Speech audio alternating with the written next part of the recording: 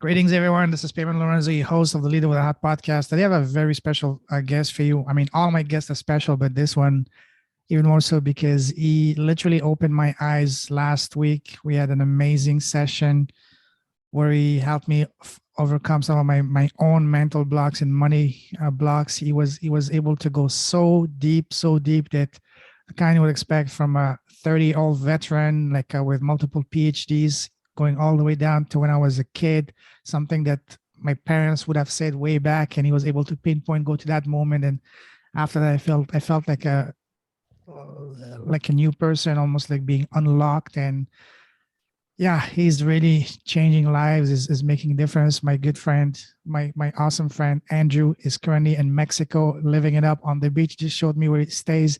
Literally just opens his door and is right there on the beach. I mean, the most amazing place. So we'll talk about that.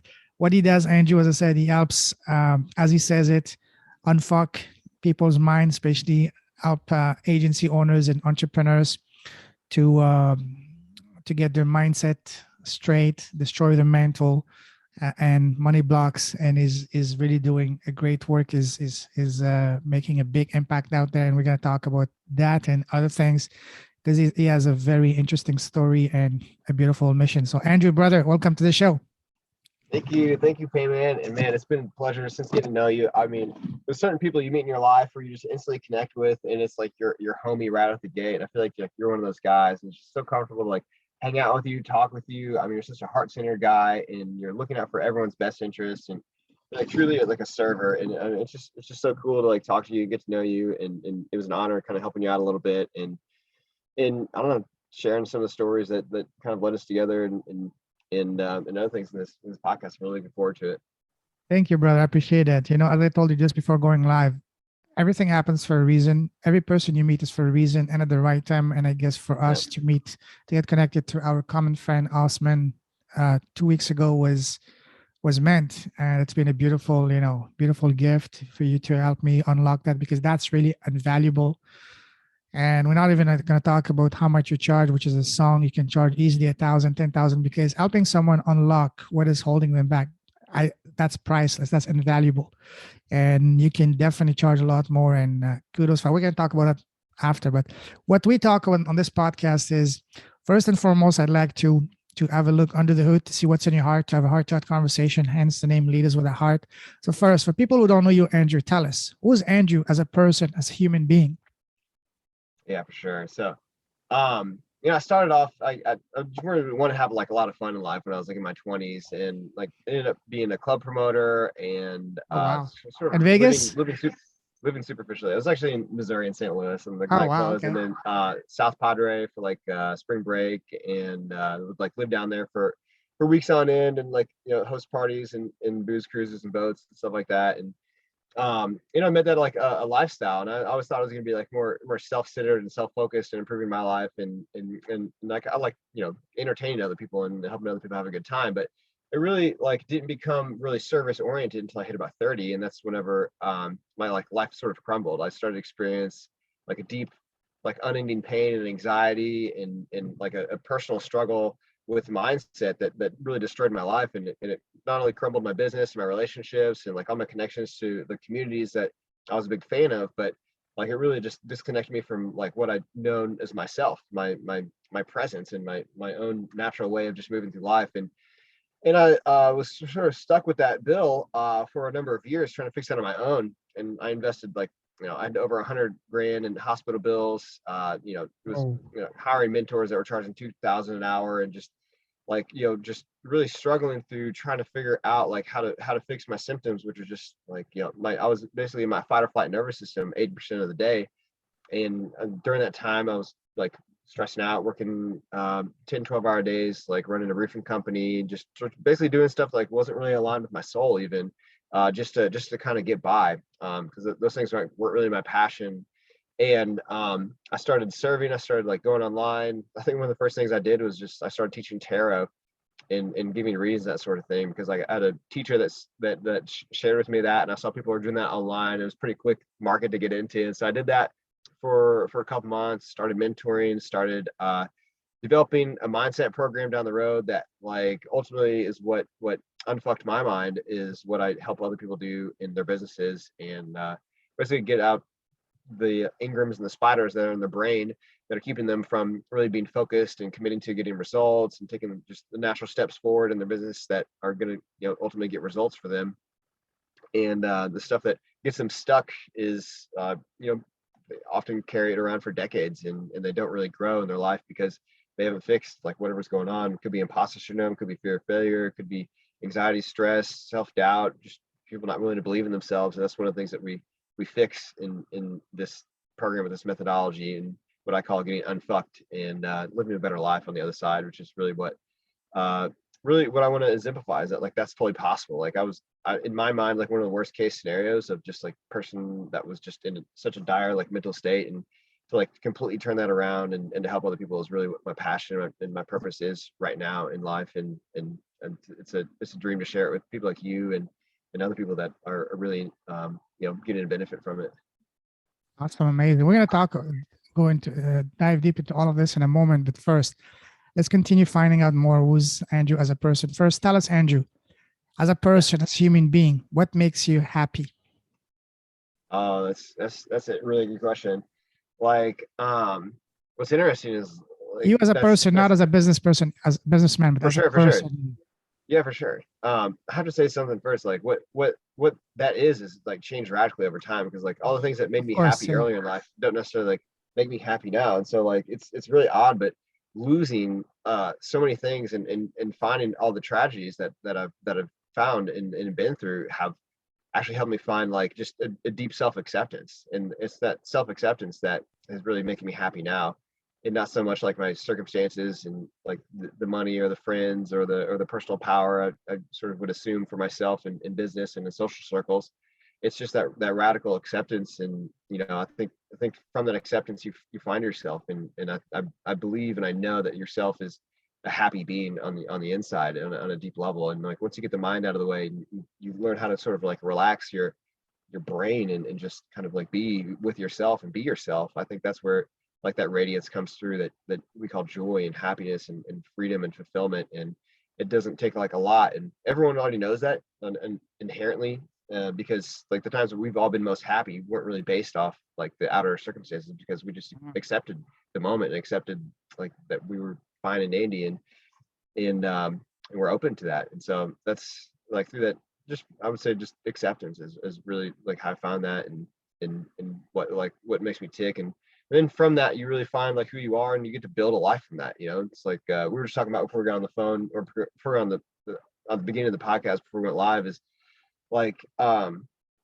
that like that ground level of like you almost like hitting rock bottom in certain areas of your life, like whether it's like physically or like financially or like emotionally with relationships or other things. It's like from that place you have to lose everything that's not you in that situation, because it gets stripped from you. And then like what you do build with on the next level, in the next phase, is something that's actually authentic and something that's actually real. And so like that's what you find, and that's what really makes you happy, is just being authentic and being you. After you like just learn to let those things go and like fully accept like who you are at a base level. Amazing. Awesome. Now, tell us what makes you smile as a person. For sure, that's sunshine, man. Like that's one of the Oh, reasons I'm yeah. in Mexico. Is like I go out and run on the beach every morning, run 2 miles, like in the sand, and it's like almost addictive. I hated running like my entire life until my 30s. I didn't start running until I was in my 30s, Wow. and then like literally 2 years ago, I think, and then like traveling around the RV, just running every single day outside, getting the sunlight, relaxing on the beach, like hanging out in my little garden out here. It's just kind of like being with myself and just experiencing just like, you know, wonderful days and a wonderful life that kind of compounds from those, That's amazing. Wow. soaking up the rays. That's amazing. Speaking of, happiness and all that, let's amplify that. What makes your heart sing? What makes what makes you come alive at the highest level Yeah, for as a sure. I person? mean, I'll just say like right now that changes at different times. But I would say like radical change, you Mhm. know, because like when I meet people and they join my program, and like this has to do with work, but I mean like it's just it's amazing to see somebody go from like stuck in their head, stuck in their brain, stuck in their life, stuck in their business, and just to find happiness and to find their personal power and find that clarity. Like that level of change, that dramatic of a change in a short period of time, like ignites me because it lets me know that like there's a big impact that's being made, and I think as just men or people in life, like we find that great fulfillment in that openness of being able to share our gifts and be in alignment with what our wheelhouse and our skill set really truly is. And like there's just a deep satisfaction that comes from that. And like that's mysterious, but like that's I think what we all are just finding and looking for on deeper levels, like as we move forward. Love that. Love that. Now, on the other side of the spectrum, what makes you sad and angry? Uh, Fucking people abusing animals and shit, Oh like yes. Oh I mean, yes. like I don't see it that often, but um, or really at all, to be honest with you, Mm. um, and that, and just anyone that's innocent or like anything that that can't look out for itself. Like I always like love animals. Like even I got stung by like two bees the other day when I was like mountain biking. I was like not even mad, it just like it was literally on my shoulder. You just Exactly. brush it off. Like I don't. They sacrificed their life because they like I think they were tangled up. Like I think all bees are like female or male. I don't know if they're trying to have sex or something. They landed on my shoulder. I was like, what are they doing? Like these two bees. I There's was like something looking about down. your shoulder, but something about the tequila, I man, was like, attracts people. I got an e-bike, so I'm going like 25. I can't just like it's like it's going fast, and I'm like, what the fuck is going on? And so like I like didn't do anything at first because like I got to hold on to the handlebars. I'm like mountain biking and shit, and then I'm like looking down, and then I feel like I get stung. I was like, oh, why'd they sting me? It was so chill. We were all kind of cruising all together. They just wanted to go for a ride, and then so I had to finally stop, pull out the stingers, and I was like, I still I it doesn't matter. I guess like love nature. I love the animals. I love like how everything works around us, and I'm sure they had their reasons. Hopefully, they got over their lover's quarrel or whatever was going on. Did you That's the way say? they wanted to go, I guess. I Did might you? have interrupted their thing. I'm cutting through the woods, going 25 miles an hour on these trails, and they're probably just like, "What was this? I just landed on some dude's shoulder." But yeah, Did you say you were in the jungle in the Amazon? I'm not. No, it's like Mexican. It's like a lot of desert Ah, okay, trails, like okay. mountain type trails and stuff. Oh, So okay, yeah. it's like you like half the time you come back mountain biking, both tires are popped from running over cactuses and shit. It's like kind of the vibe here. It's really beautiful though. It's like just like a lot of mountains and like cascading oceans and ocean scenes and like rocky cliffs and stuff. It was like a lot of that stuff like in this little area with the geology here. Yeah, you shared with me and the people in the serving circle the other day one of your latest adventures that you spent overnight stuck on a mountaintop. We're gonna talk about it in a moment, so save that for a few minutes. But now, one more question about you as a person. Tell us what scares you. What scares me is like the fear that I still hold on to. You know, Mm. like one of the reasons like talk about like climbing mountains and like I'm a I would say novice or intermediate like climber because like I've never been trained or worked with people or done that with people that are actually skilled. When I came out to Mexico, I just started mountain climbing, and it just got to like higher and higher skill levels like as I move forward. And like the reason I do this like part of it, this was a sport and for the challenge, but it was like to really face my fears because like I started this. I owned a roofing company for like 6-7 years, and the whole time I was afraid of heights. Like the guys that like would throw up gutters and put roofs on houses, I would like climb up 3-story ladders, be holding on to their shoulders. They're like, "What are you doing?" They're just standing there on the roof. And I was just like, "We're watching dog. Like that's death at 1 foot away." In my mind. And so I always had this like fear of heights and falling. And like really on a deeper level, it was a fear of failure that I wasn't going to get to the top and like other things like that really came out of my psychology at that time. And I was able to like force myself to reconcile those things and use this methodology I know to like get those things out of my mind and fix my brain from like being afraid of those things. And so like really, you know, like death and failure are natural parts of life. And so like I've accepted those. But like what we really have to fear is just like the parts that like we're still holding on to as far as like things that we're afraid of, because that's where our real stopping points are at. So absolutely. So when you go mountain climbing, do you take any Yeah. gears with you, any protection, or you just go bare hands?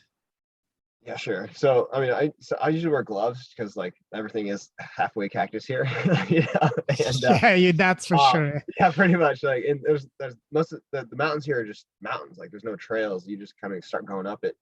And so I bring a backpack with water and lights. And like I've kind of learned to bring like more like resources, like I got stuck on a mountain one time with just a ring light, my ring light and my iPhone light. And like it was a rough night. Like I ended up slipping on this ledge. I couldn't see on the edge. I mean, it was a gnarly cliff. It was like this one that a lot of people have died at in this area. And I ended up cracking a rib and cutting my knee open and having to go to the hospital that night. And it was nighttime, and I slipped off this edge. I didn't even know how far I was going to fall because it was dark. I couldn't even see like what was deeper, and I ended up landing on my side because I couldn't put my feet out. I just landed, hit my side, and knocked the air out of myself.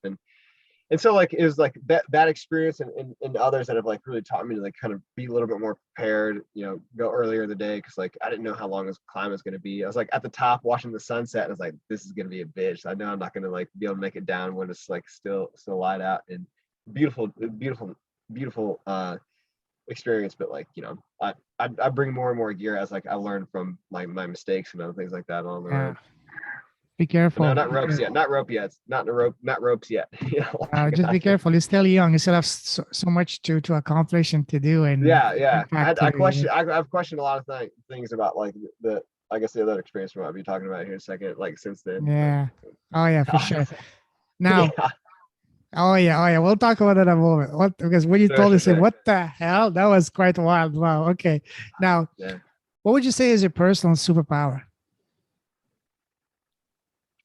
I think like a lot of people come to me and they're like ask me like how I know what questions to ask them and how to like dive deep enough on issues and like how to know those things. And I think it's because like like I've asked them feedback and they say it's well because you care so much. I agree. It's because I do appreciate it and I do love them and I do want the best result for them. But like I think one of the deepest elements that anybody can do just automatically right now is just listen more. And I would say like that deep appreciation is there. Like I think that motivates us to really listen to people. But I think if you learn how to listen to people on a deeper level and seek to understand without like injecting anything in there, you'll find so many more answers about like human psychology and what people want and what they need. And if you spend like 2x or 3x of your time like listening and receiving more about like what's going on in people's worlds, you'll have better questions to ask. You'll have better ideas to come up with to help people and other things like that. So I would say like just in a general sense like that appreciation that like motivates me to like really listen. And I think what people really need is just to be loved and be appreciated for who they are and accepted. And that's like Totally. one of the reasons we don't look inwards necessarily is like the first step in kind of fixing our lives. It's usually like fix everything else and get the Ferrari, get the Lambo, get the clothes, get the the house and the girls and things. But and of course those are all dope things. And like I'm 23, I was like Maserati. I was like I'm be 60 living in a mansion. Like that's exactly what I was thinking my upbringing. But like what I really found that it's deep connection and the people and the relationships that make this life really beautiful and really powerful, and we can help transform each other. Totally. Love that. Now, let me take you on a trip now. You like traveling, right? Do Yeah, sure. you remember what was the very first place you traveled to? Yeah, let's see. Like we traveled a lot as kids. I really didn't start remembering things until I was about 3, and it would be like Washington, like the Pacific Northwest. We used to go live in like North Bend. And my grandpa had like a house like right on the Snoqualmie River. It's just like really beautiful. I remember just walking around like 3 or 4 years old, and blackberries just grow like Mhm. aggressively all year there, like Oh all yeah, those season. were the best. Like a fruit. Organic and all that. Oh Like yeah.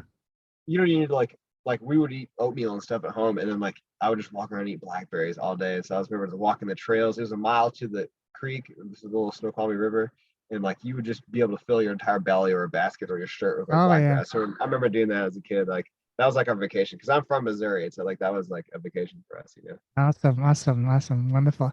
Now let me take you on a different type of traveling down Sure. memory line to where you were like a young boy growing up. You know, when we're young kids, people around us, family, friends, relatives, teachers ask us, "So Andrew, what do you want to become when you grow up?" What was your answer as a young boy? This is gonna make you laugh, maybe, but like I wanted to be the trash guy, the guy that picks up the Oh trash. wow, Yeah, I why? remember like my childhood home, like 3, 4, 5 years old, and like I remember the trash guy. This is when the old metal trash cans, the cylinders that like Oscar the Grouch lived in. Like that was what all the trash cans looked like, and they would jump off the truck and like throw the shit in there. And I was always obsessed with like machinery, and like those were the dump trucks and like the scoops and stuff like that. And like those were the guys that I saw, the actual humans that were like doing that type of stuff because they would come by the house. And so like I remember looking out the window a bunch, like being amped up when they'd come, and they were just riding on the outside of the truck, and like that was super dope for me. It's like they're getting to ride on the outside, they're just having fun. It's like in my mind that was like the ideal like position to be in life, and just being free and Oh wow.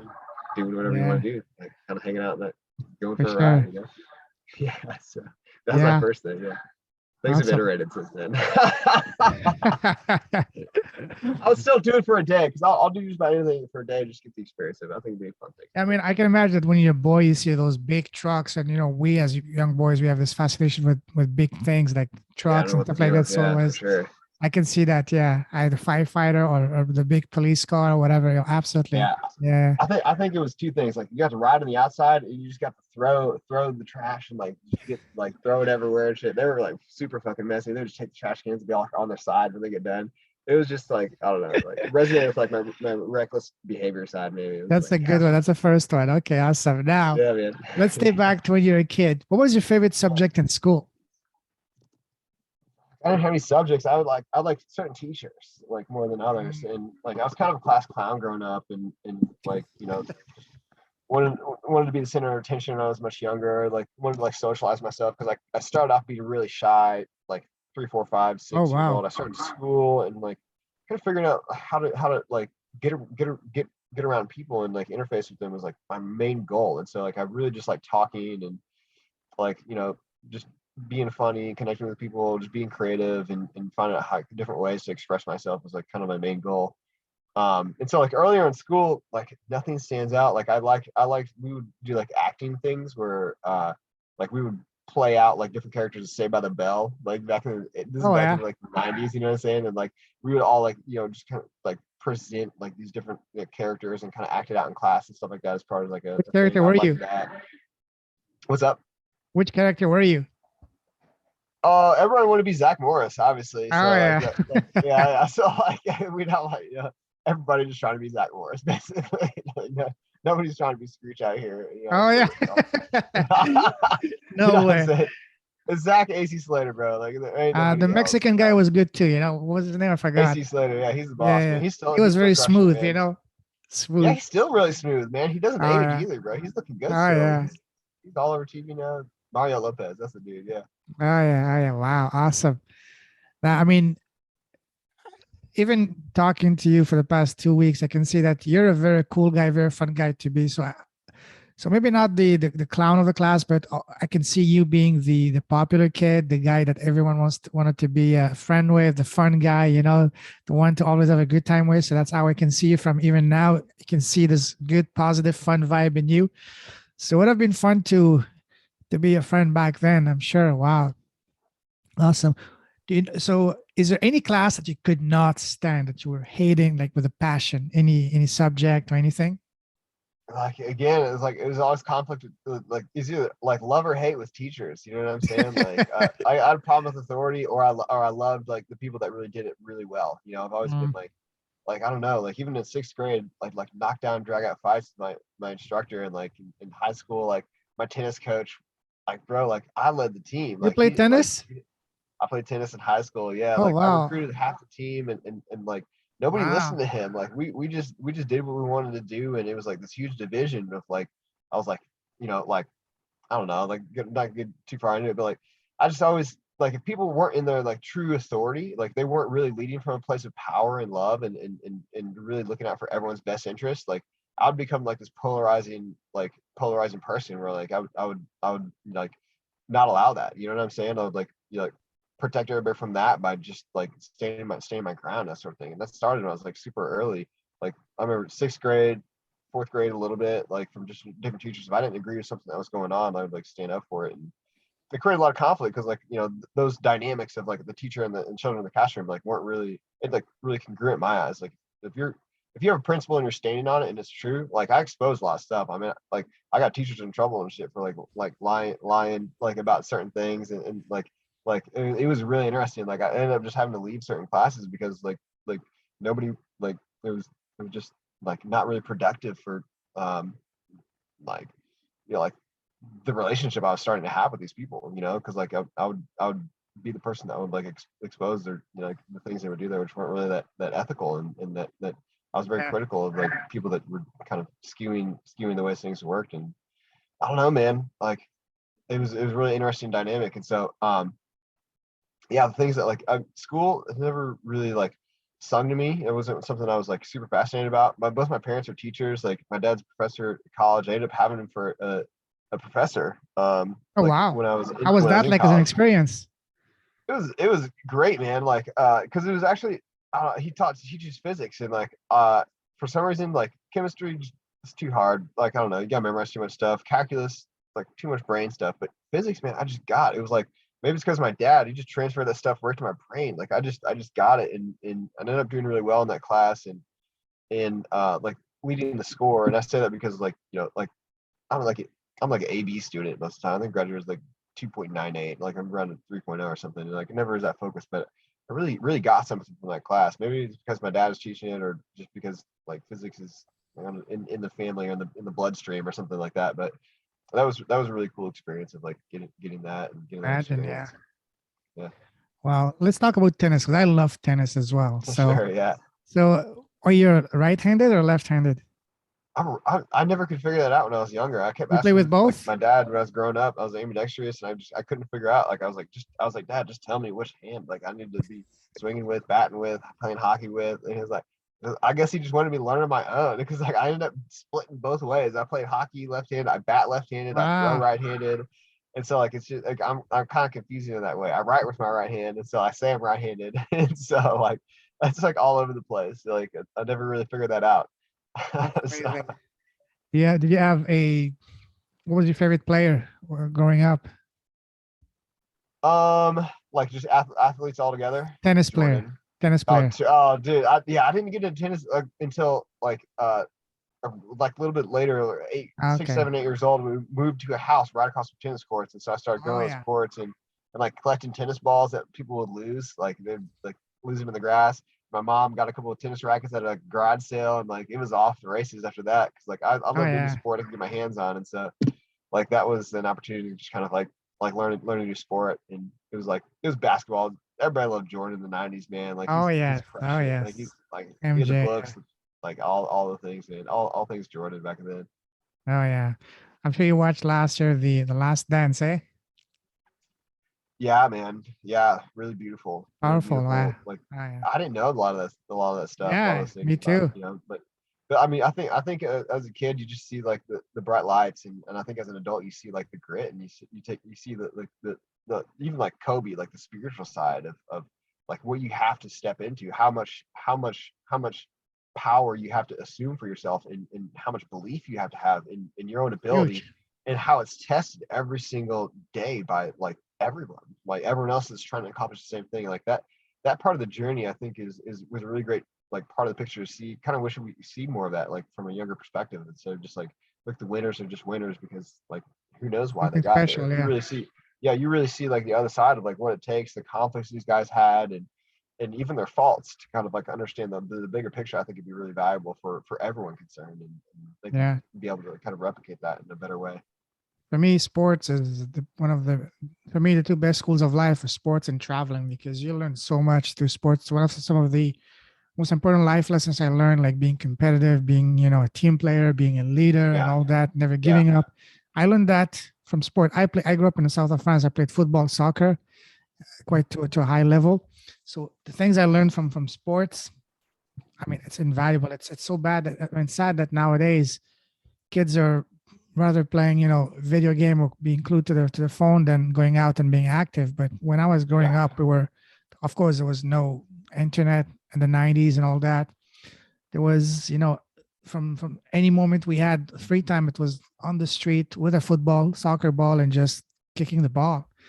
and That's just it. it was kicking the ball, riding a bike, even if it was not your bike, just taking turns and just sharing it. And we're happy, very happy, you know. Yeah, totally, So yeah, totally. wow, amazing. All right, now, um, wow, so many things we can talk. Tell me, what was your very first job?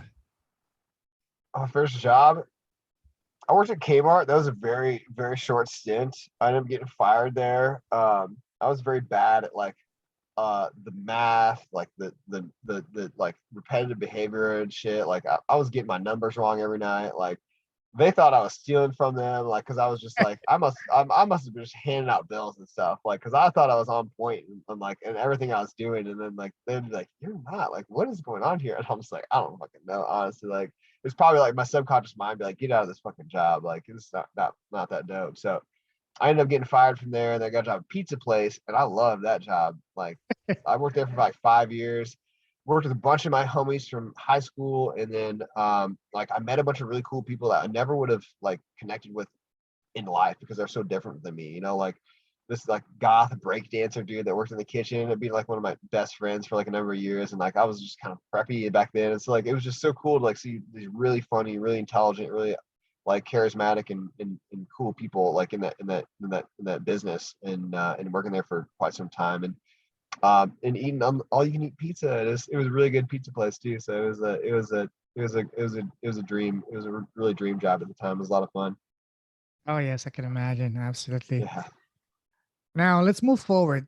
Looking back at your path from the moment you left school to now, how would you describe your path? Would you say your path was very straightforward, smooth sailing? Was it like turns and twists, like a roller coaster? Sure. Well, school, I guess the like last school for me was like really like it's college, and I graduated college. I mean, it's total like I tried to move to San Diego with a buddy of mine, and he ended up finding out that he had gotten a girl pregnant in Kansas City, like while we are in San Diego looking for jobs and like touring our Wow. new apartment we were gonna get and about to sign a lease and stuff. And so he asked me what he should do. I was like, well, you should probably go hang out with your kid, you know, in Kansas City and stuff. So regrettably, like that turned a different direction because it was like kind of our plan, and I didn't have like the funds or a job yet to really like pay for that because I just graduated and I'd taken that summer off, just kind of like just fuck around, have some fun, and kind of relive those college years for a little bit, one last little summer semester, and then after that, I started a business.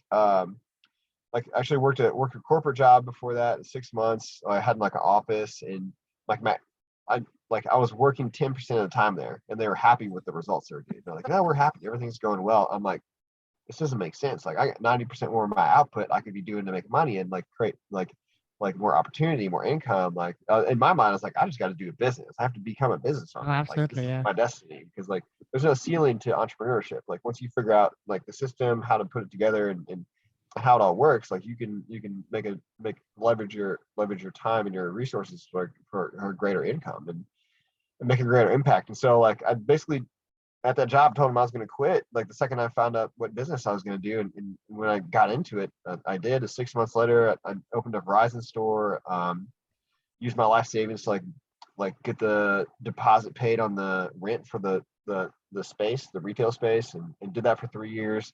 Sold that or liquidated that essentially because the market turned a different direction after the iPhone and Android things came out. Kind of margins got smashed, and so um 97 of like the stores in Missouri just shut down, and I got out as well, and got a party bus and started renting out a party Oh, bus after that. wow. And then also got a real estate property, got a property that I flipped like a flat, and then got another property with a business partner of mine. We flipped that as well. Flat was profitable. The property was like we ended up losing like 6 grand a piece on it or something. Like it was pretty big loss on that because whatever. Like it was our first job, so we were like waiting for like all that to come in. Started a promotions company, started doing like spring break excursions and then doing Wow. like like D-list celebrity parties and stuff like that for a number of years, and did nightclubs and stuff after that, and then did like festivals and music festivals and stuff like that later on, just smaller scale festival type things, like more for like a novelty. It was like one of them was for like a nonprofit to like just like do something cool for the community I was living in at the time. And just going down the list of things. And I started a roofing company after that.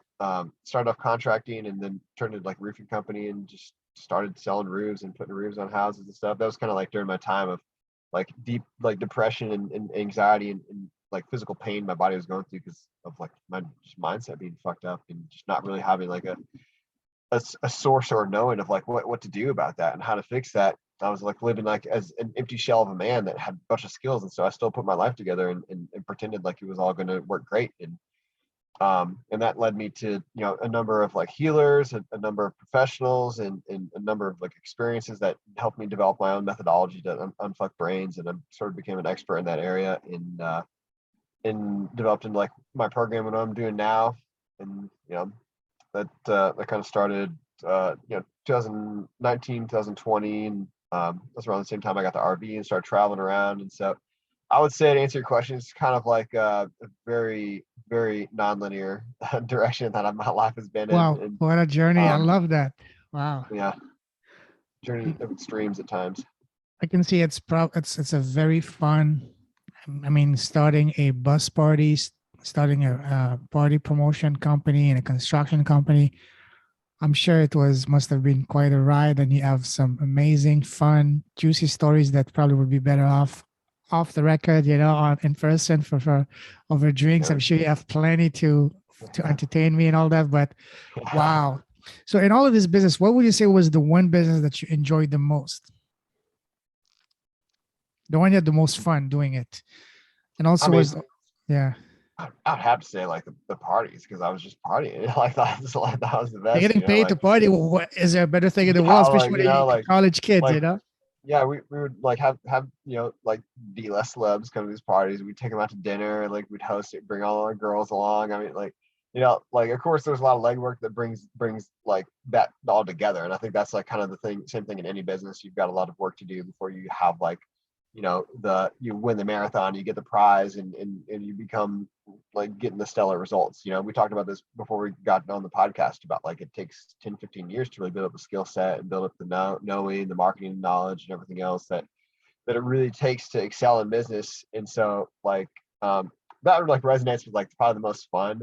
I'll say the most fulfilling is what I'm doing now, because it's like the amount of change and the possibilities we're creating for guys that impact. like, I mean, Yeah. like one of the reasons I'm doing this, because like there isn't a lot of like really grounded, timely, practical solutions to like the problems I was having. There's like woo stuff, and there's a bunch of books, and there's people that like teach generalized things like exercise, meditation, 5 a.m. club, like whatever the thing is. But it's just like to have somebody like that would have just guided me through that process at even like 18, because I knew I had my own insecurities earlier in life, and just being able to like unfuck and fix those in a short period of time, like my whole life trajectory would have been different. Like I've reached higher levels of like business and higher potentials in like my relationships, and attracted different partners, and been in different places, had more confidence in myself throughout the whole time. And so I just see it as like something that's super important, and like I'm really preaching about like mindset altogether, and like having like more sophisticated ways to improve the mind, and set our identities to like what we really would like them to be,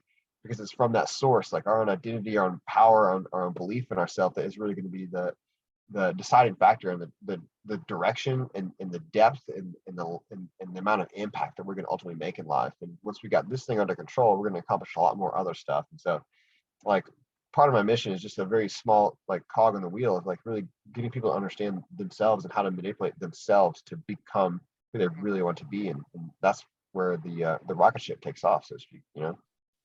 That's a perfect segue. Just read my mind because you mentioned about how you overcome all of this. So how I want you to go deeper. Tell us, how did you, there's a saying, I'm sure you heard of it, which is change your story, change your mind. What did you do? How did you change your story to use what you're saying? How did you unfuck? How did you, unblock your own story, your own mind, so that you can be where you want it to be? Did you do it through the help of friends, family, mentors, books, videos? So tell us about the process that you used to overcome your own mental blocks, to be where you want it to be. I mean, yeah, like I mean, before I go into that, like everything works a little bit and everything doesn't work a little bit. And so like if I like got out the laundry list of all the stuff I've tried, you're looking at, meditation, spiritual practices, like A Course in Miracles twice, you know what I'm saying? Like good, like speaking in a church, learning to become a medium, like, Wow. like the practical methods, taking medication, avoidance, just avoiding things by pretending like they're going to go away, making more money. I tried to make a shit ton of money to solve my mental problems. I thought just becoming like a high level successful person would somehow get me like the cloud, or somehow I would start appreciating myself again, or figuring out like what really tools were. I mean, you saw I threw like so much money at this problem that like and so like what took me on this path is just finding some of the greatest experts, people that have been in the psychology world for 40 years, developed their own frameworks, and people that just were like radically focused on solving these really deep issues. And I was lucky enough to actually find them and study with them for a number of years. And a great deal of benefit came from that. And like ultimately I had to really look at my own problem and specifically like zero in on like exactly what it was going to take to fix it. And that included me being in the lab for like just a number of years with myself, and figuring out like out of all these things I learned, I feel like I couldn't handle any more tools like from the world. Like I don't know like if there was anything else that like I needed. I just had to figure out how to use it all together, take all the things I learned and crystallize it into something that's really functional and simple. And in that process of doing that, I was able to find like universal ways to fix like the other problems people have. Because like mine was like, obviously like anxiety is just like a whole thing of like lack of self-belief, fears of XYZ, failure, success, like not feeling protected, not feeling loved, not feeling guided, not feeling like you're enough, and all these other things that just sort of like unpack once you start like opening up those layers of really what causes anxiety for people. And so what I was kind of forced to reckon with is like I had to solve these things, and in order to do that I had to find a way to do that. There was like like almost instruction, like I could go step by step by step to do this. This is what we've done in my program, is like done the same thing I've done for myself and just iterate it to like all the like the common symptoms and common problems that entrepreneurs have. And so like that's the journey. Like I like you throw something out there, I've probably chewed on it a little bit about like how to try to fix my problem. I meditated for, I mean, a ridiculous number of days in a row. Like I remember my first eight months of meditation, I got zero result, like tangible result or experiential result. I just What was just your just what was your challenge? Because when I try to meditate, or I have the hardest time, focus. I mean, quieting my mind. sure. And especially when they ask you, for example, just visualize things. I have the hardest time visualizing things, especially when I close my eyes. There's all kind of thoughts coming. How did you have the Yeah. same issues, and how did you overcome this? Yeah, you just tell your mind to shut up. No, I'm just joking. I wish So, it was that easy. no, I'm the same way. Man, I remember my first experience I had was Eckhart Tolle meditation in my car at my buddy's house, and like I was just listening to it, but like before I went in or after or whatever, and I was just laying there. I was like, holy shit, I actually like experienced the present moment, and that was after 8 months of just every single day, just closing my eyes and just focusing on nothingness and being open to what might happen. And so like I think that's a very normal process, and I think meditation for like the growth it did give me, but like I also recognize like the thing I said about everything working a little bit and everything not working a little bit, the flaws of like meditation and other things is that they don't get really to the immediate result or get you to the root of what the actual problem is. Like our experience together, like we just go straight to that problem, and I just follow a framework to do it. And that's a framework that I can teach to other people to do the same thing as well. Because it's simply asking a number of questions and holding people to the fire to actually like answer them. You know what I'm saying? Like it's a very natural thing to kind of avoid or not look at those things because they're sometimes difficult to accept. But once you do, you have power over it again, and your life becomes like very fruitful because you're open to like whatever was behind it, the power, the presence, the intelligence, the love, the ability, the conscious abilities that come forward when you just open up to them and step into our like next level, our power, and those other things. And so yeah, that's like just the list of things that I've tried scratching the surface. And like the one thing that really put it all together is probably just the combination of everything, and then like just Exactly. constantly iterating and focusing on getting a result. Like I know a lot of people, I talk with a lot of people. Some people are interested in the program, some people like not in a place to afford it or anything else. And what I find is really interesting is like some people just they stop trying to fix it, or haven't tried to fix it. And that just comes down to like human conditioning. Like just we're all conditioned a little bit differently. And some guys like don't want to look at it. Some people just think it'll kind of solve itself. I think it's a natural process of just going through the phases of, like, like what's going to make it work. And like, I'm the type of person that like, I'll die to fix my brain because like, I want to be happy. Like I'm insanely, I value that to such a high level. Oh yeah, Like human happiness is what we're all here for. And I didn't forget that. totally. I want to remind everybody that that's really the number one thing that's important. And once you That's the have ultimate that, because like, pursuit. yeah, Yeah. and I think that because I lost it. I was happy before all this happened. Like I was the life of the party, literally, and losing that, like losing that height. And I remember being in that place in my 20s and being like, man, I know. Like I would go to restaurants and bars and like those places, social environments, and I'd be like, I'll just look around and be like, man, these people aren't smiling. Like they're not happy. Like, Always on the but like, phone. so, yeah, but I was, yeah, and like I was like totally okay with that. It didn't bother me. I didn't know what that experience was like. Like when I found the other side of that coin and I started experiencing like anxiety, depression, just spontaneously in my life. It was like a big bucket of paranoia just got dumped over me. I'd never experienced it before.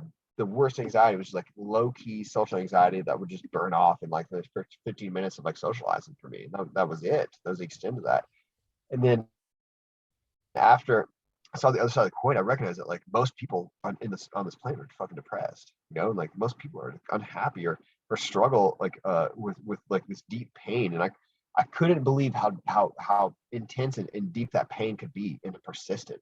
I could not when I got there, I could not believe that probably 50% of the world is living like this. It was mind blowing. It was absolutely mind blowing, and I just it couldn't even fit into my head. And I was literally the living experience of it because I'd just never seen it. I never accepted that. I like, yeah, I just never had known. Like it was like living in a bubble before, like where I saw like their facial expressions, but I didn't know what it was like on the inside. When I found out what it was like on the inside, instantly, like you find compassion through understanding. You Totally. find compassion when you experience that level of pain. And so it's from that compassion that I work from now and I come from because I know the pain and the problems that people are facing and I know like absolutely how bad it can get. And I know that there's a solution no matter how bad that is to rise from those ashes and rebuild again. Because I've done it and I've done it from one of the worst places that I can imagine. I've taken people from the worst places that you can imagine as well. I can imagine. Wow, powerful words indeed. The pursuit of happiness is the greatest pursuit we all have because that's what really matters, And so many people that are super successful, millionaires, billionaires, athletes, whatever, you see them completely miserable. And that's why they go Yeah, do things crazy like, drugs and yeah, whatnot, because they're always looking for that happiness, that elusive, yeah. happiness. So, yeah, absolutely. Wow. Inside job. Yeah. Yeah. Now, perfect segue now. You mentioned that once you unstuck your own mind, now you've seen the power, you become a different person, and now you want on a mission to help other people. Tell us about your business. Tell us about exactly what you do and the beautiful impact you're having now on the world. Yeah, sure. So it's a pretty aggressive program where we have a 10-day process to basically unfuck like all the things that stop people from moving forward. Imposter syndrome, fear of failure, self-doubt, confidence issues, and exhaustion, fatigue, just the laundry list of things that people are suffering with mentally and physically, ultimately as symptoms. And after we unfuck that, we take them through the process to build up a new identity and where they're feeling like they have their elite presence, they have their confidence in themselves, they are assertive, they're honest, they're in integrity with who they are, and their business is a reflection of that. And really figure out what those core values and those character traits are that are really going to be needed to integrate to get to that level where they want to achieve. And then we set that up for them and take them through the process to make sure that they're 100% confident. These are all really who they are. Then we have the second part of the program, which is implementation, where we have all the action steps laid out for them basically to walk through the process of them leading their business and taking their business to the next level and success and in simple incremental steps towards their milestones. And then we have a tracker to track all the data of like each step of the way. We have accountability sessions, multiple times per week where we check in and make sure that they're reaching those goals, they're taking the necessary action steps forward. We just give them like 3 to 5 things to do every single week, and we see like amazing results in their business because they're actually hitting the button that is going to move themselves forward. And some of the results we get, like in the first 10 days, our average return is 25K. It hovers between 20 and 25K for the people that join the program, just from unfucking their mindset and just from going out there, increasing their prices, making a couple sales, and doing what they know they needed to do. And that's typically defined as people that know what they need to do, but they're just not doing it. They're not taking those necessary steps forward. They haven't got that clarity. They haven't got that confidence. They like are suffering from fatigue, anxiety, burnout, overwhelm. They've been stuck at the same level, like 10, 20, 30K a month, whatever. And they don't know what to do. They don't know how to fix it typically. And that's like almost the number one thing that people find is like, hey man, like I know I've got these problems. The symptoms are kind of getting out of control and I just don't know what to do. So this is like perfect program for them. Amazing. Wow. Now, what is your ideal client avatar? The exact person that you can help at the highest level. Yeah, for sure. I mean, agency owners that are stressed, burnt out, suffering from fatigue. Typically, that happens. Like people get really frustrated in business whenever they're not reaching their goals, right? Like if they were at 100K right now, if and that's their goal, then like they'd probably be happy with themselves, like and so what happens is typically guys at this level start like cheating on their wife, or like even like smoking or cigarettes or drinking alcohol, like kind of self-medicating, because like there's not a lot of solutions for people that like are really running a business and really taking life like seriously in that way. Because like psychiatry, like therapy, I don't want to knock it, but like I've experienced all those things, and like the questions they would ask and the places they would go weren't necessarily the places that like entrepreneurs like really get answers, get solutions from. You know what I'm saying? It's like we're all thinking on different levels and have different problems in life. And like with us in business, like payment, I know you know this because you've been in the e-com space and other things. It's like in business, like you've got to find like a result that's timely and Yeah. that's like really proven. And if you're leaning on things that aren't consistent and aren't really getting results, like that'll be the pain point and the thing that holds you back and gets you stuck in business. And so this is what we do for mindset. We get these immediate results with mindset, and then we keep things on pace and on track to make sure people stay focused, because that's another one of the big killers is people will have all these skill sets and then just won't be actually focused in putting their attention on the one thing that is really going to help them scale and grow their business in the direction they want to take it. And so it's like a combination of those things as far as like uh, like the best way to help people and the best obstacles, like the obstacles that really need to be overcome. Yes, I agree with you. I mean, you mentioned business being all about result. Totally agree. I, Yeah, I learned a couple of years ago a very powerful principle, and from now on, everything I do, I base on that principle, and that is called the QER, quantifiable end result. yeah, So for whenever sure. you get into something, you want to know what exactly you're gonna get, how long is it gonna take you to get there, and yeah. So the more clear, the more precise, more specific you can be, Yeah, just that one very simple, you know, outcome, specific goal, then the more clear it can be, the better you can help people. The more, yeah, it's simplified. all about the outcome. Absolutely, absolutely. Wow, amazing. Now you've been helping a lot of people. You helped me, but I want you to share with us an example of the most remarkable transformation you've seen from one of the people you helped in your and what you're doing in your business so far, other than Yeah, me. yeah, you for know, sure. Yeah. I'll say this. I mean, this is like a point of pride, but like I probably shouldn't even be sharing this. I don't know if this is like legal to share or anything, you don't anything have else, to but like, mention their names, just whatever, where they yeah, for were from sure. Yeah. the beginning, Well, I mean, what they like, get. I would say 4 out of the last 6 people that have taken this program were on like prescription anxiety or depression medication. And of course, that's like a deep passion and pain point of mine is like people that go through like the anxiety and depression. Like, it's one of the reasons like I really like got into the space and found the solution to this methodology otherwise. And so 4 of these last 6 people that joined the program were on this medication, and the first 10 days just quit taking the meds. Wow. And like that's, I mean, and since then, this is like for some of the earlier ones were like they still haven't had panic attacks, still haven't had the like anxiety symptoms and the headaches and things that they were experiencing before. Because like a lot of people are experiencing like hives, like headaches, like tightness in the neck, throat, like sore back, like bad posture, like all these things. And remarkably, like just going through the process, like those physical symptoms will will have consistently gone away in this program. It's not like part of our guarantee. Like I don't know about the biology and different parts of like how that connects together, but I do know that when people go through this process, they get tangible results as far as like the actual physical health and their mental health, because I believe that's on a deeper level all combined. And once there's more clarity and certainty and like what you're moving forward, and there isn't like the spiders in your brain kind of like holding you back and weaving a web that's not really congruent with who you are, you're going to have more success and just a deeper satisfaction, be able to really relax in life and start receiving like the gifts and the treasure that's like here for you, whether it's impact business, making, helping serve the world, like whatever those things are. It's really all meant for you, and you just have to get out of the way in order to receive that. Totally, absolutely.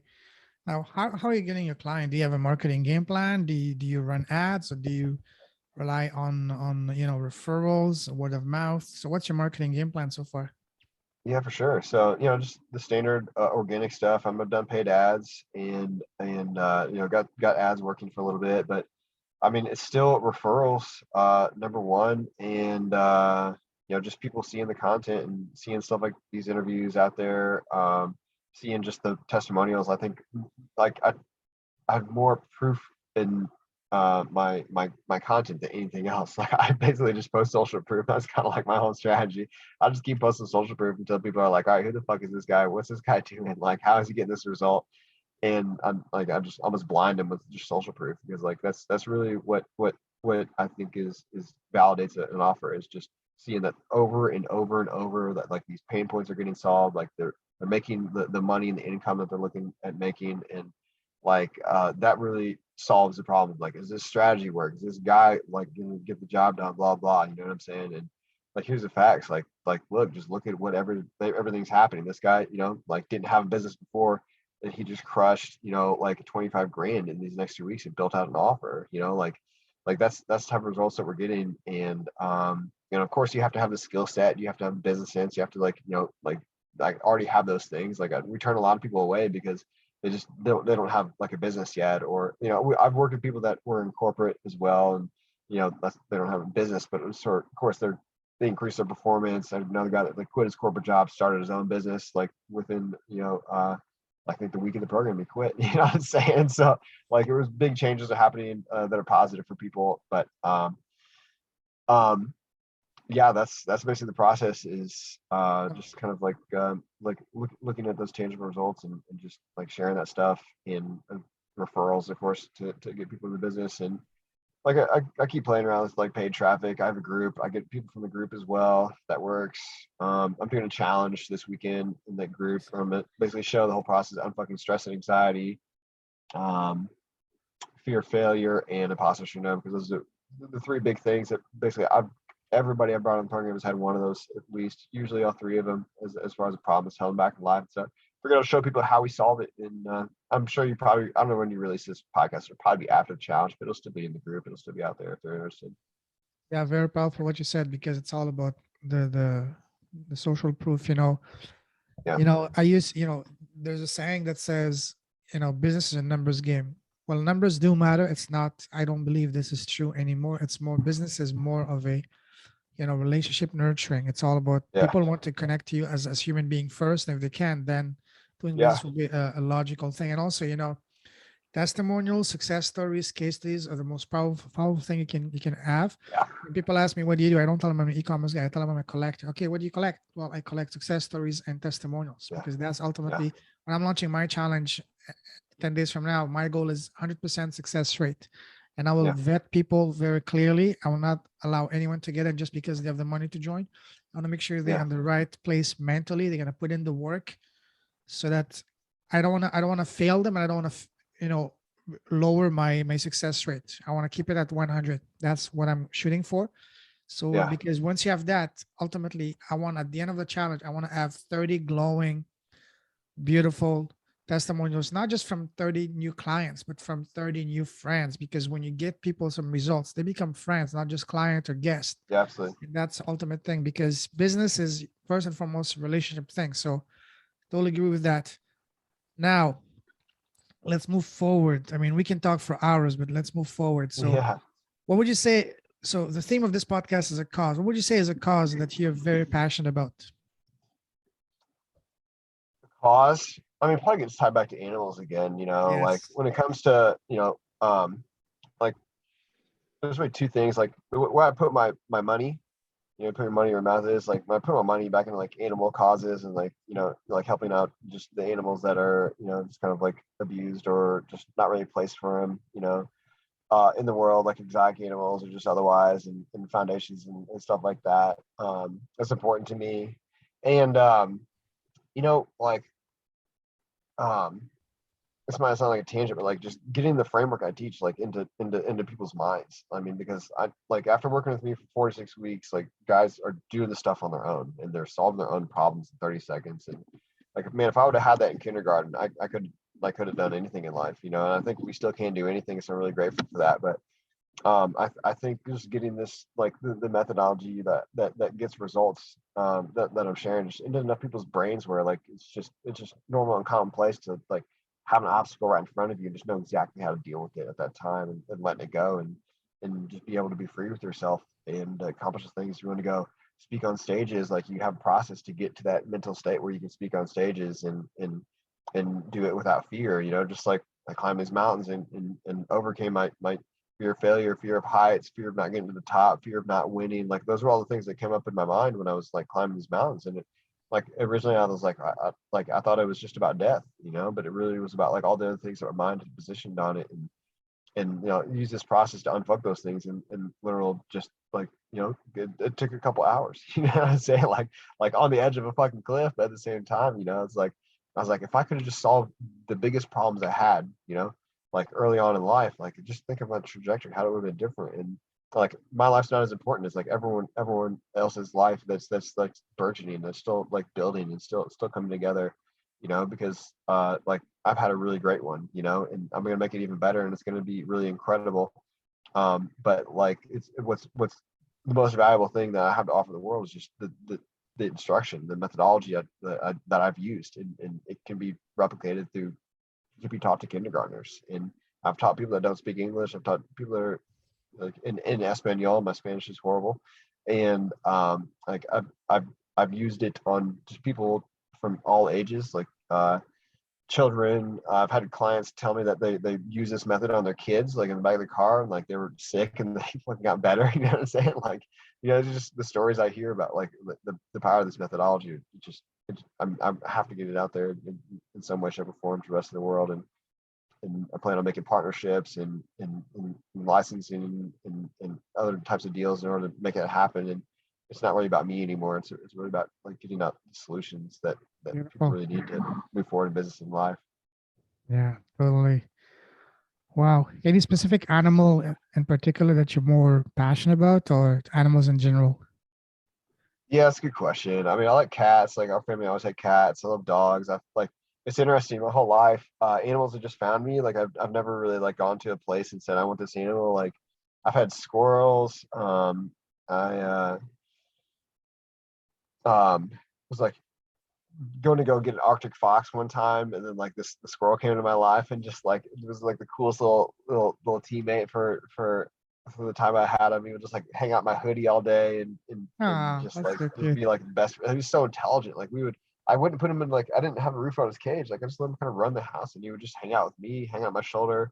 He loved hanging out in like girls' hair and stuff like that, and like you just like make his nest on your shoulder and shit, and just like he's really a people person, and I Oh couldn't yeah. imagine. It was crazy the amount of personality, but like I really love all the animals. Like um in like the ones that are like domesticated and stuff. I think I've had built the most relationships with, and cats and dogs that just found me roommates. I had an alligator for a while, Oh um wow. How big was and alligator? it wasn't too long, a couple feet, but like just kind of it was in like a 50-gallon tank, and so it pretty much like took up half the tank. A baby alligator? Yeah, it was 10 years old though, but it Holy was smoke. yeah, it was a 10-year old. It could have Like been how a big? fucking This giant. big? This big? Yeah, they only grow to meet their environment. So like Wow. he 10 years old, and a little munchkin, not too small but not too big. But like I was kind of talking about like the same context of people always bring me their animals, or animals just find me. My sister gave me her cats when she went to New Zealand, and I like took care of her cats for like 8 months. And at the same time, my roommate like brought over this alligator, and then she ended up leaving the alligator at the house because she moved into like a boyfriend's like loft or something. So like I had these cats and this alligator, and I was like, what are these animals? Like, I was like, hope you guys all get along. And like, I would notice like the alligator would get out of its cage sometimes. Like, I don't know how, but like he would get out, and then like I would find him because the cats would all be upstairs. They'd be like, why don't you guys run around the house like just normally do? And I'm like, oh fuck, what the alligator's Oh, they were out. afraid So of like the go alligator. down, Wow. Okay. like find the alligator, like use like some sort of tools to kind of pick him up. I honestly like blacked out like putting him back in because I was always scared.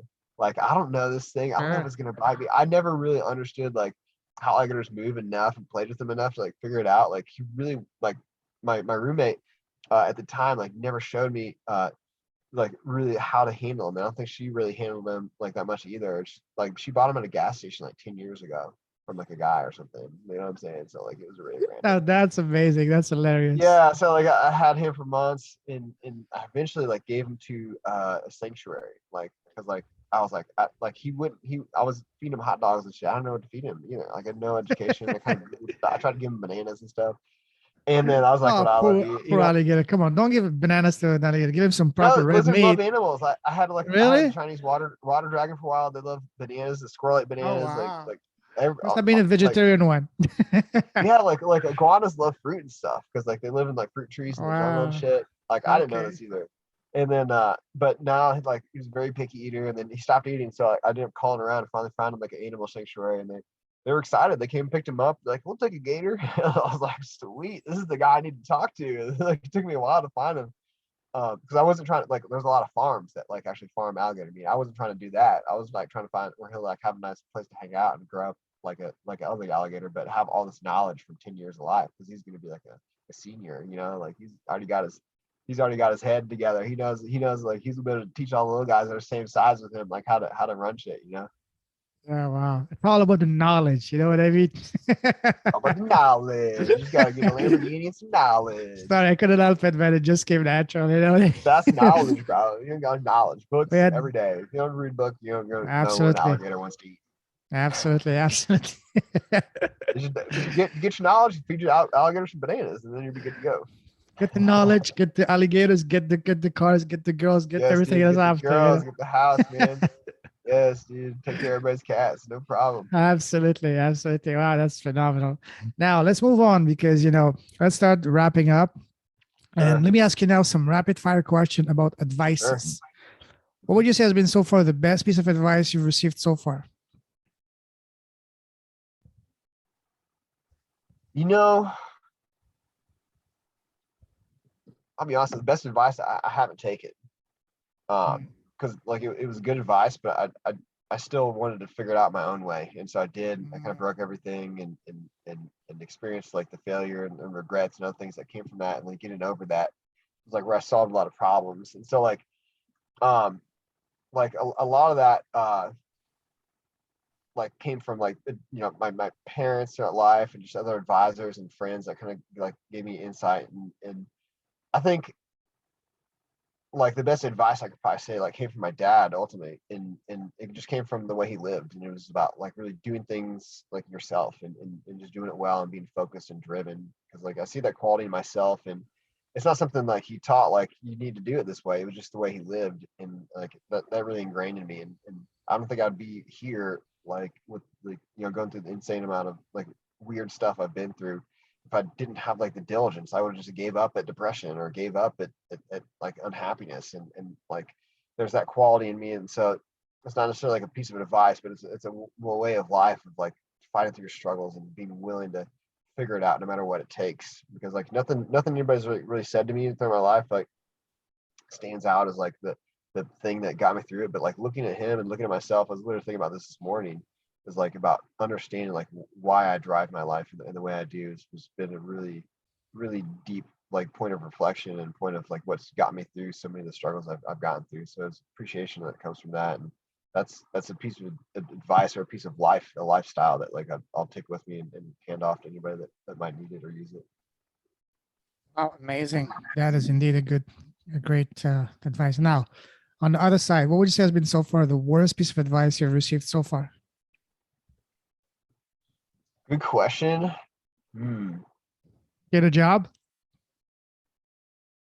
I think, oh no, I would never listen to that. Like, I guess, like, the worst Exactly. piece of advice would be like a piece of advice that like I took and I probably shouldn't have. Like, I'm sure, like, it's like, everybody's giving out bad advice. That's free. You know what I'm saying?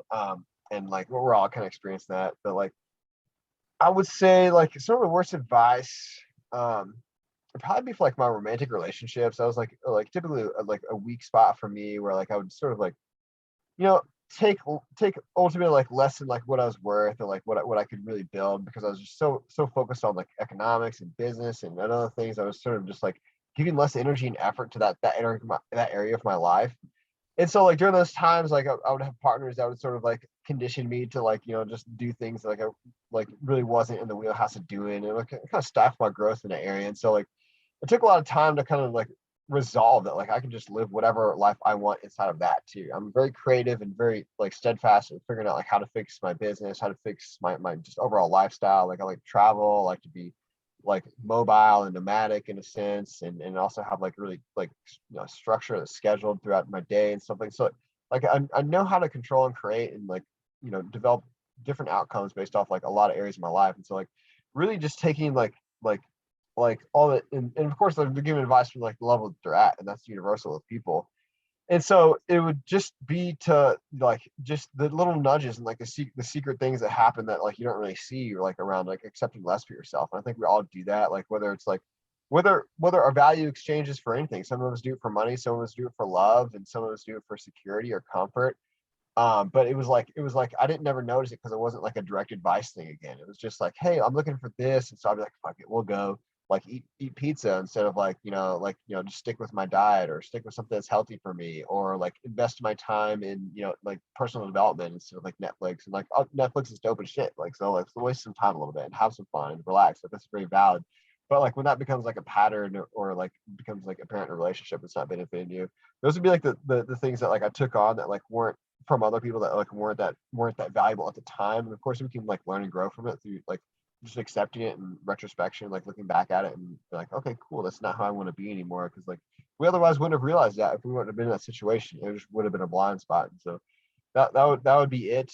Okay, I'll be honest, like awesome. like nobody ever said like you can't do it, or like you won't. I mean, I'm sure they did, but I just fuck off. Like I don't care. Like it doesn't bother me. Like you like they're speaking from their level, and like that I love that and I appreciate that. And like you can't assume someone else's identity and their complexity to be your truth. It's your truth and your truth alone. And when you find that, you deliver it and you live it, and that's the truth that you've got to be human and authentic in the same space.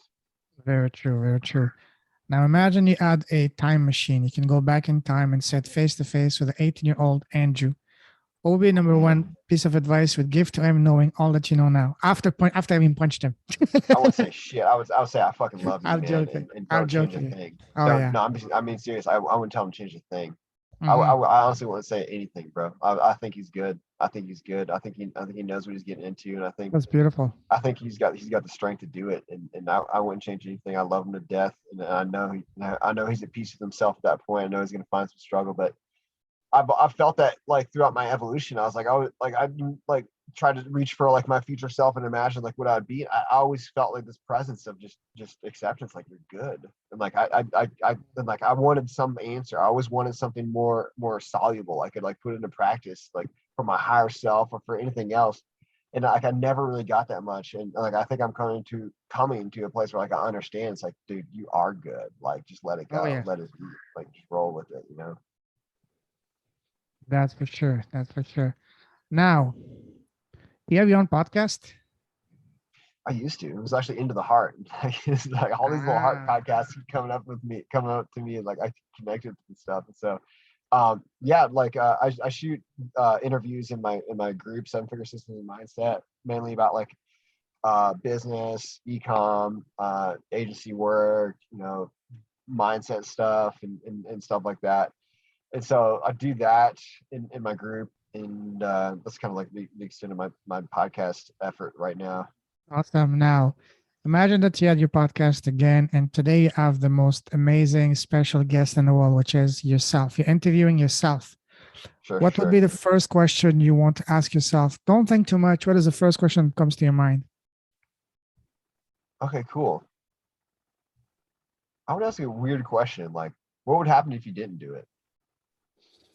Like, Didn't what do would what? happen if you didn't, live for your life? If you didn't, like effort for yourself, what would happen if you didn't, like at least like attempt to believe in yourself and show up at bat when you weren't ready? Like what, like, cause I mean, I'll be honest, like what I reached for was like a question like I just haven't asked myself, when you said that. And like, I don't know, I haven't thought about that. Like, honestly, maybe not in forever. I don't know. Like, definitely not like in a cumulative sense. And I mean, And I, you mean if you were I don't to know. settle, if you were to settle for a safe Yeah. route, like get a corporate gig and just the typical Yeah. thing, get a job, get a house, get married, and just play by the book. That's what you mean? Yeah. Okay. Yeah. Yeah. I guess so. Yeah. I think so. Like, whatever that might look like, what would that look like? And even if like, I've asked the question in different ways. Like, I've asked the question if I didn't like go through the trauma or go through the stubbornness or go through the pain and the conflict that I went through, like, who would I be? And like, it always like, you always get an answer. You get a sense, or you get a feeling, or you get like an idea that just pops in your mind, and it's always different. But it's like, would you have really wanted it?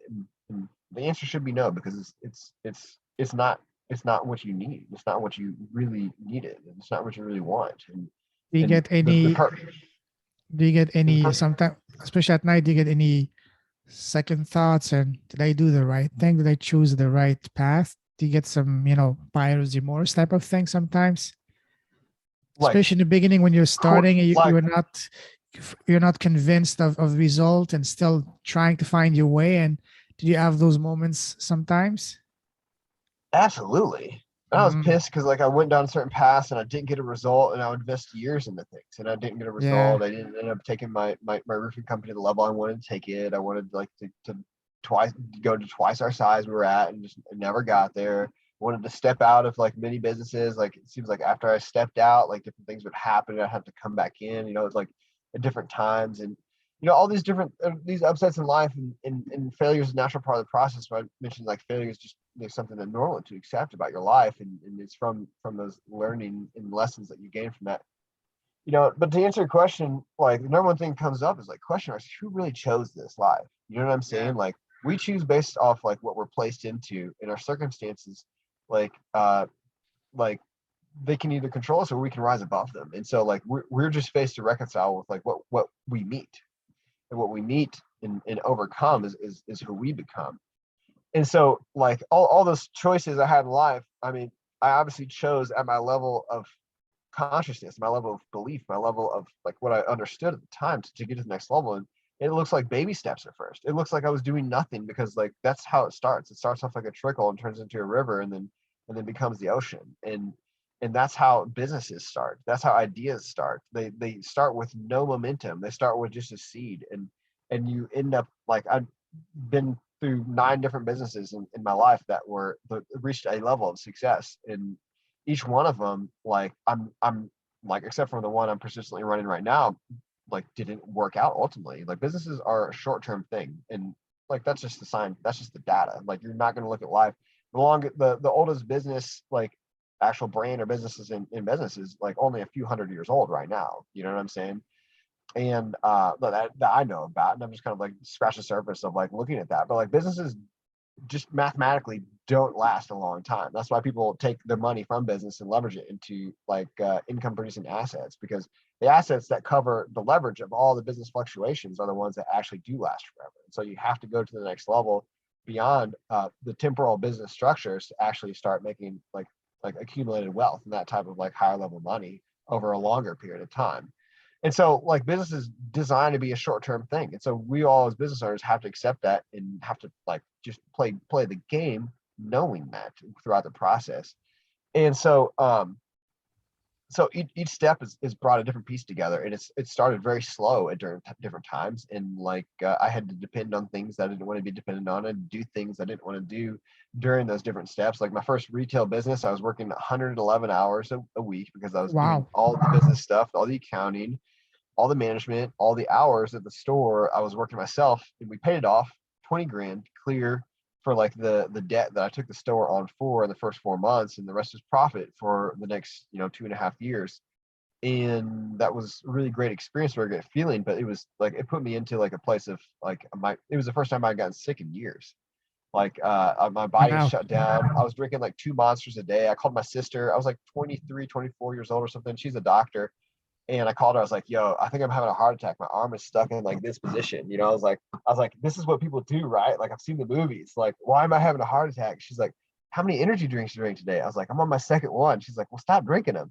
I'm like, Yeah. "What? Wow. That's it? Like that's it?" So I quit drinking them that day, and I never had a heart attack again. You know what I'm saying? And like, but like that was like the accumulation of stress and the pain I was putting myself through to kind of get through that because like I didn't have any like business education. I took like a minor in business in college and basically teach economics and stuff like the general philosophy, not really like the strategy and like the marketing didn't match for like what actual marketing like I was gonna have to have in that type of business. And it was just really throwing paint at the wall for the first couple of years of like really learning how all that works and like learning those mistakes and failures and like no sales frameworks were ever taught to me. I just started walking into a store and selling something I didn't know anything about. I had a flip phone when I started that store and I just sell blackberries. And so like I was, just thrown into the fire of like what this might look like. And the exhilaration from like your first sale or your first accomplishment, like you can't depend on that, but that's definitely part of the motivation to continue moving forward and you learn from Totally. all those experiences. It You know, was the best form of education, the best form of business education is actually starting a business, actually doing it yeah. because Yeah, that's what I never invest in people that are like, the first like 5, even like 10 years in business, like unless they've really proven it. Because like I know what they're going through. They're going through like, hey, we're gonna throw paint at the wall, we're gonna get money from people, we're gonna make big mistakes, we're gonna lose it all. Like, they don't realize that they've got the mindset. It's rare that I find people like it's interesting. I haven't just started bringing people on my program, they're like early 20s, but usually those guys are like they don't really look at like their absence of confidence, lack of belief in themselves. They don't recognize that like they're the problem that needs to be solved in the equation before they really get to the next level. I think that's a more mature thing, but like I'm really surprised at people that do have that figured out and recognize that like belief is like really paramount and the perspective that you're operating at in business and in the world is going to determine the outcome that you have. And like that's just how the human mind works. That's not some like magical spell. And that as you get to the new levels of business, you're going to be doing the same amount of work, the same amount of effort. You're going to have stacked skills over time, but it's really your perspective and the way you move things around and the way you communicate and the strategies and the things you do focus on that get the results. And you've got to change those things. And that's almost exclusively like a head game, a mindset game. And that's one totally. of the things we help people with because like that's the missing piece. Like that, and you don't know that until you get there. Like we get it now just through typically osmosis. We talk with people, we work with people, we hire mentors that are operating at that level, and we start understanding that just by looking at the way that they speak and communicate and operate and focus and like it works through osmosis, but there's not really like a grounded solid like program to like build that up and go through that process. And that's one of the things that we like to change here. Absolutely. Wow. Listen, you've been dropping some absolute gold from your experiences, from your a lot of knowledge, because you can see you're a very experienced guy. You've done it all. You've tried a little bit of everything. We should definitely do a part two in a few weeks, few months, just to there's a lot of other topics we haven't even covered. But let's wrap this up. Let me ask you one final question, which is my favorite question to ask. What is the Sure. smallest thing you've done that has had the biggest positive impact in both your life and business? For me, for example, has been starting this podcast. What about you? Yeah, I'll say that. I'll say this, like to really um pay myself what I'm worth. And that goes beyond like monetary value. Oh, It's yes. like it's like really taking a qualitative and quantitative look at my life and recognizing that like me investing in myself and saving time, saving years, like building skills, connecting with the right people. Like I recognize that like my own self-worth and lack of value in myself was a driving force behind doing it independently and doing it by myself so long. And of course I gained a lot. There's a lot to be gained and sort of figuring it all out. But I've really started to reach a point of maturity. And of course I've hired a bunch of mentors in the past. I've spent 35 grand in the past 6 months just on like my own mentors and the things I've learned from other people. But like what I'm really like recognizing as just a total structure change is like the value of time, the value of leveraging your income and all these other things to really like catapult your life forward, because that really comes from a place of self-value and self-worth, because like you get to recognize that the things in your life are valuable that you're going to do with your time. and that the impact that you're going to make needs to be strategized in a way that's going to happen as fast and as deep and as far as possible.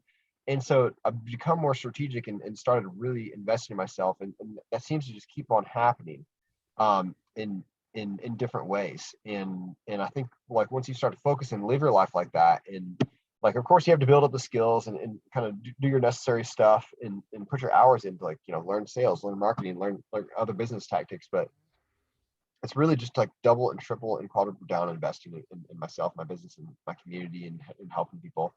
Because like I think the investments you have in your clients and like their results and everything else, it just compounds. It's really where it's at. It's like finding the best place to invest in making like a quality decision about like what that's going to produce. That's like proving it's getting results. It's gonna help you move forward, and then receiving everything from it. You know, I've always taken like really the people I pay like very seriously and just absolutely done everything they asked me to do. And like I can't recommend like that enough about like people that are like willing to grow, because like if you really want to get success out of a program, you have to open yourself up to the opportunities there, and you're not always going to get Totally. what's in the program. You know, like Osman, for example, he's a client of mine, and then I end up hiring him to work with him as well. And you know what I've done in working with him is like we've got all the results that he promised as part of his program, and I've got to understand the way he works, and that's what I really get that's going to operate in longevity for my mind, right? Like, of course, all the things are cemented in concrete that we've got as far as like business results and like the energy results and other things he's helping me with. But like the fact is, like I now know how his brain works, and I now have integrated how his brain works into my practice, and I do that with everyone I work with. You know, when I see people that are better speakers, that are better communicators, are better skills in business, better at sales, like you absorb and you start to implement those little things, those little nuances in your Totally. own life. That's what you get to find out from working with people intimately, and those type of assets will build and grow in you naturally once you have them for yourself. And so that's what I recommend to everybody, is just to find the right type of people that can help with your problem and invest, even like no matter what it takes. Because I've spent like all of my savings multiple times investing in mentors, and like when you're open to it, you will always get the value. That's on you. That's golden, absolutely, because it's all about, it's an ongoing journey to learn from people actually doing it, actually experts. And Yeah. no better way than to get an actual coach in whatever field you need to learn yourself. So absolutely, totally Yep. agree with that. Yep. Amazing for sure. Even me, I've invested a lot of money on self education, on growth, and all that. Can't tell you how much money I've spent so far on courses. But anyways, now it's all coming together. Just like I was telling you just before the podcast going live. When people are successful, they only see at the end result, just the tip of the iceberg. They don't see all these years. For example, for me, Yeah. I've been building this podcast for a year, and only slowly now it's starting to take traction. It took me 5 to 10 years to learn the skills, 10, 20 Yeah. years to have the mindset. So just like the saying says, you're a 20-year-old. What is it? You're an overnight success that's been taking 20 years, something like that. 20 years in the Yeah. making. Yeah. And I'm the product of that. I'm the perfect example of that. We all are. It's business is Yeah. not just like a turnkey. Sure, some people get lucky, whatever. They be at the right time at the right place, whatever. But Yeah. for most people, it's a lifelong journey. So the soonest you Yeah. For invest sure. in yourself, as soon as you invest in an actual, mentors that actually know what they're talking about, not just some guy that just pretend to be one, whatever. There's quite Yeah. a few of them out there. So yeah, definitely invest in yourself, invest in a good mentor, but do your homework first. Absolutely. Listen, Andrew, absolute phenomenal. Chatting with you. We've been talking for 2 hours. We can go for another 2 hours to make it Wow. and give Joe Rogan a run for his money. Yeah. But Two but for the next round. All right. I'll do some absolutely. And dog next type time we'll shit. do it in person over tacos and tequilas by the beach. That's And what oh, I'm talking about, dude. That's what I'm talking about. we haven't even talked about your amazing experience from last time Oh yeah. on the mountain. But we'll keep that for next time. So All right. Sounds good. listen, what's the best if someone wants to connect with you? What's the best way to do so? Drop me a DM on Facebook, man. I'll get around to it. Facebook is the best. Do you have a Yeah. website yet or Facebook's not yet? Yeah, sure. Andrew Tansil.com. Okay. And then my Facebook's same. It's my name, Andrew Tansil. Drop me a DM. I'll Okay. reach out to you. We'll connect. Tell me something about your story, and then I'll listen. And we'll figure it out like who All we are right. and just get to know each other. Yeah, I can personally vouch for you. You've done, what you're talking about. You've done tremendous. You helped me tremendous last week. And Yeah, I can't thank you enough. So yeah, definitely to get in touch with Andrew. He knows what he's talking about. He's gonna help you unstuck, unfuck your mind, whatever block is blocking you. Is so yeah, get in touch with him. So listen, Andrew, I salute you. You're a true leader with a heart.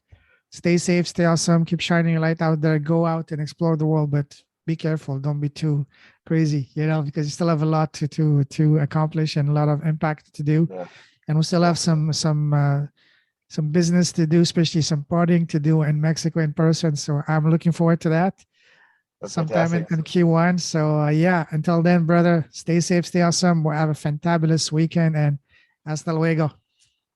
Thank you. Thank you. Muchas gracias, mi amigo. Nada. Ciao, ciao. Bye bye.